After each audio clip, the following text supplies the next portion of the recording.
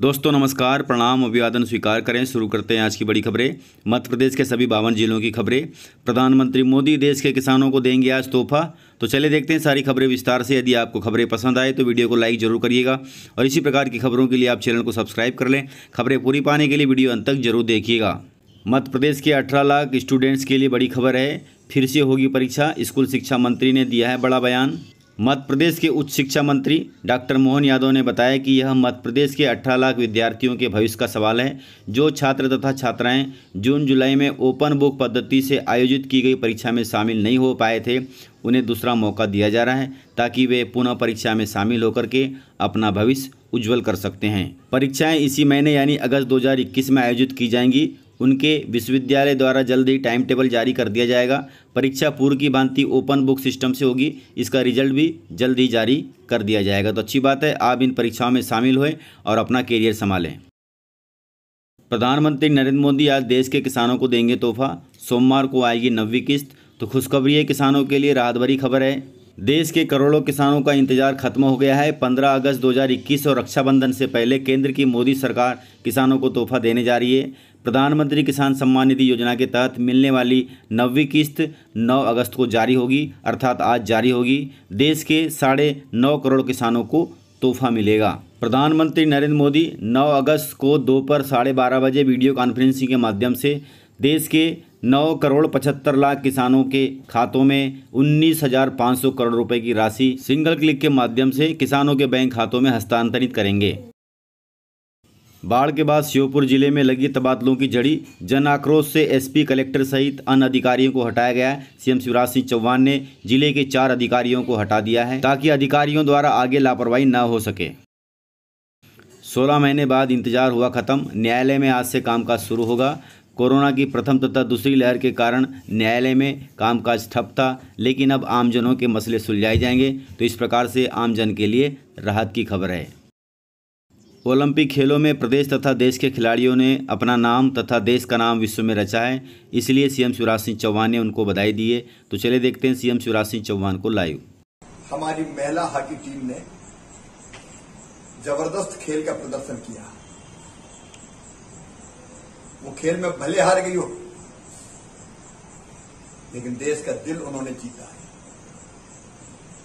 हमने ये फैसला किया है कि महिला हॉकी टीम की सभी सदस्य व्यक्तियों को 31 लाख रुपए की सम्मान निधि से सम्मानित किया जाएगा।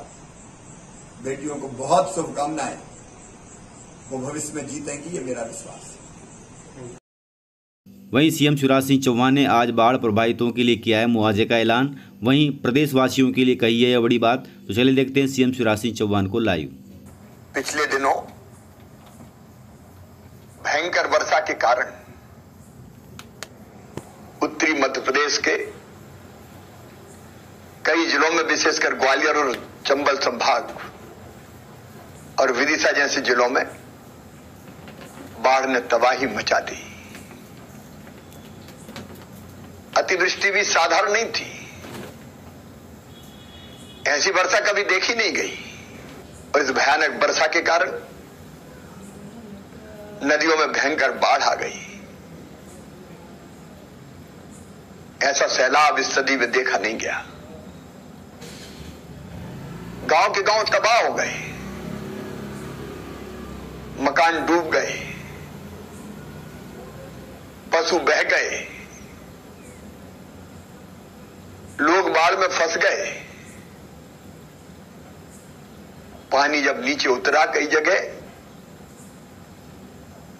तो हजारों मकान मलबे के ढेर में तब्दील हो गए। गृहस्थी उजड़ गई, फसलों को नुकसान पहुंचा, पशु बह गए, अधोसंरचना ध्वस्त हो गई, सड़कें टूट गई, बिजली के सब स्टेशन डूब गए, कुछ जगह तो पुल भी बह गए। ऐसी भयानक त्रासदी कभी देखी नहीं गई। लेकिन मेरे बहनों और भाइयों, निराश होने की जरूरत नहीं है। हम तत्काल राहत के काम में लग गए। मैंने राहत के कामों के लिए टास्क फोर्स बनाई है 12 मंत्रियों की। सारे प्रमुख विभाग के अफसर उसमें सम्मिलित हैं। राहत के कामों के लिए, सहायता करने के लिए, पुनर्वास के काम के लिए, पुनर्निर्माण के काम के लिए मैं स्वयं मंत्रियों की टीम और अधिकारी जुटेंगे। क्राइसिस मैनेजमेंट कमेटियां भी सहयोग देंगी। तत्काल हमने कोशिश की कि कम से कम जिनका सब कुछ उजड़ गया उनको भोजन मिल जाए। भोजन की व्यवस्था, स्वच्छ पेयजल की व्यवस्था, यह हमारी प्राथमिकता है। उस काम में हम लगे हुए हैं। हमने फैसला किया तत्काल प्रत्येक बाढ़ पीड़ित परिवार को जो नियमित राशन मिलता है उसके अतिरिक्त 50 किलो राशन और दे दिया जाए। वो भी आप तक पहुंचा रहे हैं। जहां संभव होगा वहां उसका आटा पिसवा के भेजने की हम कोशिश करेंगे ताकि तात्कालिक रूप से भोजन की व्यवस्था हो सके। 6,000 रुपए तत्काल राहत के रूप में जिनके घर पूरी तरह से नष्ट हो गए उनके लिए, ताकि वो चाहें तो किसी किराए के कमरे में भी कुछ दिन रह सके जब तक मकान की व्यवस्था नहीं होती, और चाहे तो तिरपाल इत्यादि की व्यवस्था कर सके। इसके साथ ही जिनके घरों में रखा सामान नष्ट हो गया है, सर्वे करके उसके लिए भी राहत की राशि आरबीसी 6/4 के अंतर्गत देंगे। मेरे भाई बहनों, जिनके मकान ढह गए, पूर्णतः नष्ट हो गए, निराश मत होना। उनके मकान बनवाने के लिए राशि दी जाएगी। प्रधानमंत्री आवास योजना की तर्ज पर लगभग उतने ही रुपए की राशि हम देने की व्यवस्था कर रहे हैं ताकि आपका घर फिर से खड़ा हो सके। यदि बाढ़ के कारण किसी भाई बहन की दुर्भाग्यपूर्ण मृत्यु हो गई होगी तो उसके परिजनों को 4 लाख रुपए की आर्थिक सहायता दी जाएगी। कई पशु बह गए, लेकिन उसकी भी चिंता ना करें। जो दुधारू पशु है, गाय भैंस, अगर वो बह गए होंगे तो उसके लिए 30,000 रुपए की राहत की राशि दी जाएगी। जो गैर दुधारू पशु है, बैल भैंसा, उनके लिए भी 25,000 रुपए की राहत की राशि दी जाएगी।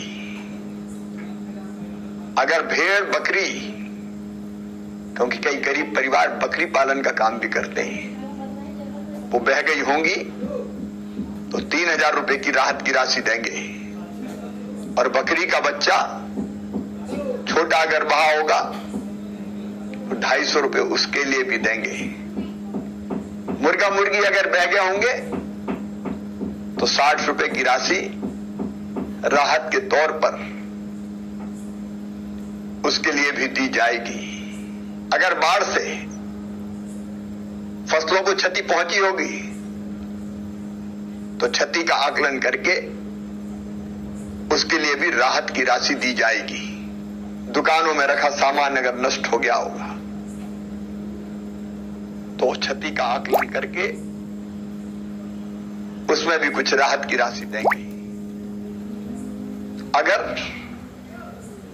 किसी मछुआरे की नाव बह गई होगी या पूरी तरह से नष्ट हो गई होगी तो उसके लिए 12,000 रुपए। चाल जैसी कोई चीज बह गई होगी, नष्ट हो गई होगी तो उसके लिए भी 4,000 रुपए की राशि देंगे।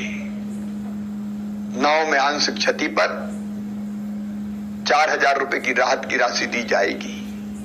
कई तरह की अधोसंरचनाएं नष्ट हो गई है।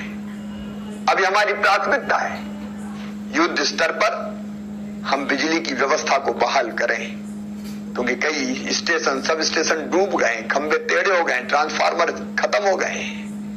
जहां पानी है अभी दिक्कत है, क्योंकि कई जगह पानी भरा हुआ है, वहां पानी उतरने का इंतजार करना पड़ेगा, क्योंकि भरे पानी में हम बिजली चालू नहीं कर सकते। लेकिन बाकी जगह बिजली की व्यवस्था या तो बहाल कर दी गई है या उस पर हम तेजी से काम कर रहे हैं। सड़कों की अस्थायी मरम्मत हो जाए, उसके प्रयास में हम लग गए। पीने का पानी शुद्ध उपलब्ध हो जाए, पेयजल स्रोत ठीक किए जाए, उस काम में युद्ध स्तर पर पीएचई के कर्मचारी जुट गए हैं। हर तरह की आवश्यक व्यवस्था बनाने में हम कोई कसर नहीं छोड़ेंगे।